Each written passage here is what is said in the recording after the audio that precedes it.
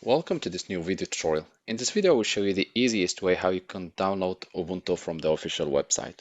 To do that, just open your browser and type ubuntu.com and hit enter. You will see the official website. Go to the download in the top menu, click on it, and here you will have different options: Ubuntu for server, Ubuntu for Internet of Things, Ubuntu for cloud. For me, I want Ubuntu for desktop or laptops and computers, so I will click on Ubuntu desktop. Here you will have different options. Scroll down, you will have the latest version, and here you have earlier releases. So I will just choose this Ubuntu latest version, and I will click download.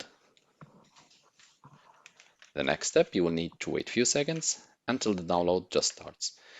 This download will download Ubuntu in the format of an ISO file, which you can later on burn or set up in a USB flash drive, in an SD card or any storage memory for installing it in a computer or even running it on a virtual machine.